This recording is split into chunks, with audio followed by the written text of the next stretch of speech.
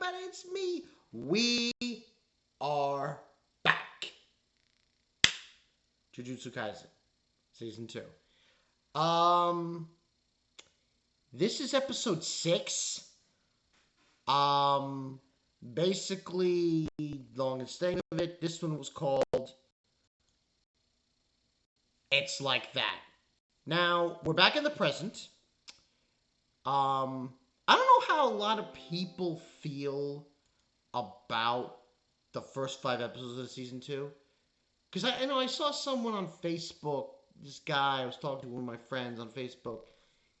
It's like, we already know. He's like, this was a silly thing to do. Honestly, my personal take on the first 5 episodes is this. It's setting up the path of what exactly met in regards to Gojo and Geto. Suguru. So Suguru's path and Gojo's path. That's basically what the 5 episodes were. They were to establish them of where they are, of what's going on with them, their motives, their goals, all that jazz. That's what that was. Now, that being said, I still love those first 5 episodes. You can say, oh, it's just, yeah, but the fights themselves were freaking fantastic. So I just figured I'd mention that. This episode, I'm gonna give this a 9 out of 10 because this was basically 2 episodes. That's what this was. It was literally 2 different freaking episodes in one episode. The first half has to do with, we see Yuji, Megumi, and Nabara, and it's funny because Mugumi's headed out, he's getting into a car and he's leaving, and Yuji wants to go see this. There's this movie series that he's been watching. He had confirmed with that other guy from season 1 who got turned into a curse spirit. It's this horror movie about this guy who turns people into earthworms. he tells Nova, "Want to go see this movie with me?" And she's like totally disgusted with him. It's like, no, I'm going shopping. Leave me alone. So what ends up happening is we get this girl. Her name eludes me. I don't know if they have it here. Let me see. I don't think they have her name here. But she knew Yuji back in, I think, middle school, if I'm not mistaken. That's her name, Ozawa Yuko. So Ozawa Yuko knew Yuji and was fat in middle school. And during this exchange, we find out that she had feelings for him, and he actually liked her because of her pretty handwriting and so on and so forth. But we get her confronting Nabara. And this was hilarious because she's tall. She's tall. And as we all know from season 1, because we see Tado, my brother. That was also that scene also when they were confirming who's the first-rate sorcerers and stuff. And Medved tells him, oh, by the way, because we, recommended them, we can't go on missions with them. And he's like, that was a hilarious scene. But basically, she's shocked by this. And she's texting Megumi, and then it was hilarious. Now, unfortunately, nothing really transpires from this scene. All it really is, and it's weird too, because I thought what was going on here was that she was going to evolve into a cursed spirit. That's what I thought happened here. I thought she was going to be a cursed spirit, and they're going to have her exorcise her. But no, that's not what happened. And she just talks to Yuji and... But, Nobara says she has her number and everything, so if they want to call up... She's so pissed that he supposedly has a girlfriend now here, and she doesn't have a boyfriend, and that's what pissed her off at the bar. That was hilarious. But that was like the first half, and then we go from the first half right in the middle of something completely different, and that's the leak that Gojo said to what's her name? Forgot her name. Atahime. So Atahime, based on what Gojo said, decides to create her own little investigation thing on who is the mole. But it's not the mole for Tokyo, this Tokyo Jujutsu school. It's the Kyoto one. And her, Megumi,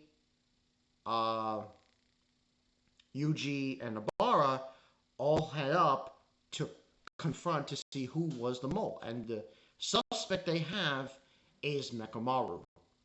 That's the guy from Kyoto school who doesn't show his face. He basically controls a automaton, a robot. And we see, who do we see? What's her face?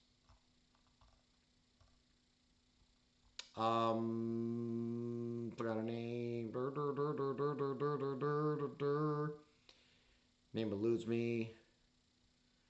Yeah, I forgot her name. Anyway, the blue-haired girl from season 1, she shows up, and we see her with Nekomaru. She's going like boop, boop, boop, boop, poking his forehead, and we then go just opposed to Otahime and the group to confront to see if Nekomaru is indeed the mole.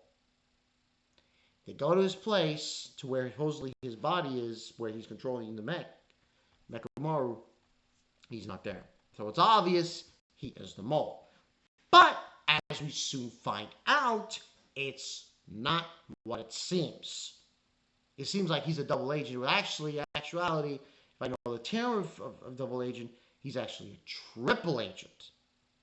So he was working with the enemy, with Suguru and Mojito, the guy who's got the...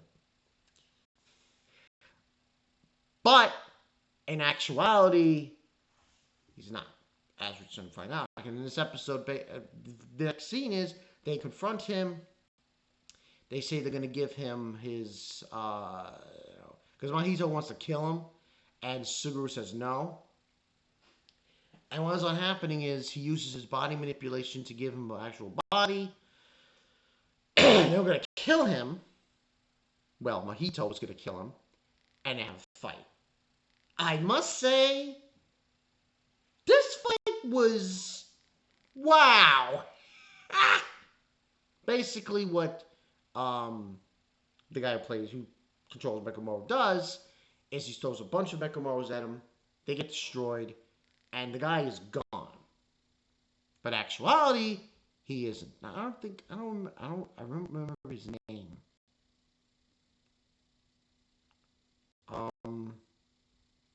Yeah, that's the one thing. I don't remember his name in that regard because I don't think it gave his name.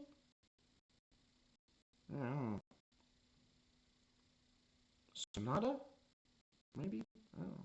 Anyway, basically what ends up happening to his listeners, sorry, I'm very bad with names. There's an explosion. And legit, I'm not even joking here. He's inside a giant robot. I swear to God, Mappa. And the guy who... Are you bringing up some Ava? Because that looks straight out of Ava. A straight out Evangelion mech. Damn.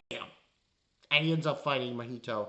And Geto Suguru actually put a veil up and he's gonna fight him. Now his plan, the whole plan, as I was saying, is from his understanding, he decides he's gonna beat this guy, and he's gonna go to Gojo. So, but I'm guessing he was a triple agent in this regard. Now, we get this fight, but it's cut short, unfortunately. But what ended up happening basically is, they ended up fighting. It was just a huge blast of a cannon from the robot's hand in the middle. I was like, that was dope. That was so dope. But at least, unfortunately, this episode is like cut into halves in regards to this. And I believe, what was it called again? Let me see. Just like that, I think. Yeah, it's like that. That was the name of the episode. But overall, I thought it was good, but I don't think it's 10 out of 10 good. Because as I said before, this episode was cut in half.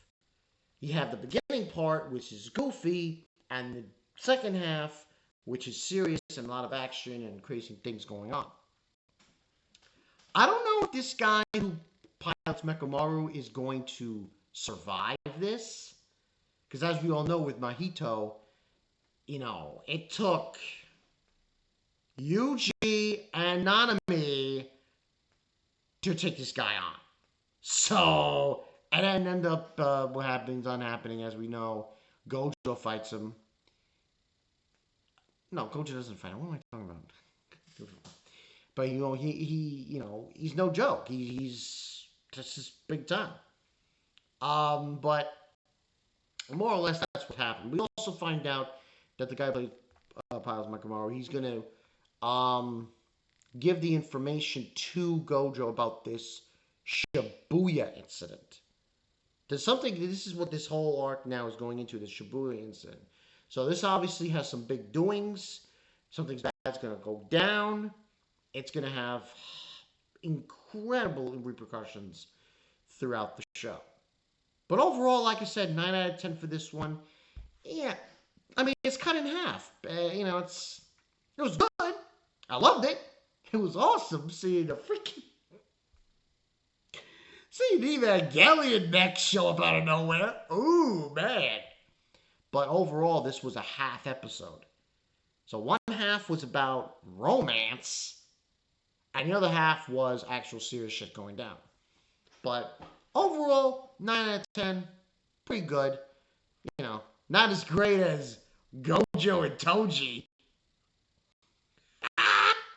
I still, listen, people, I still think about that episode, and I think to myself, God damn. Just goddamn. Gojo Satori. Like, just goddamn. This dude is so hacks. And the fact that he was like this when he was in school. And he was this OP. Damn. And this was after Toji wiped the floor with him. Unbelievable. But overall, good episode. 9 out of 10. Hopefully next week, it seems like next week we're going to get the conclusion of this fight. And some other things. So, yeah. We're back with this. As I said before, I forgot to mention this. I think I mentioned this in the last review. There is no Bleach episode. No Bleach. So this is going to be it for the episode reviews. I don't think I'm going to do any other videos in the coming days. Unless I come up with some kind of discussion video, I really don't see myself doing anything. This is Bankai Night 22. No Gojo, but we got a huge freaking mech that looks like from Eva. Damn, Kaisen. You're even throwing in Eva mechs. I'll see you guys later. Peace.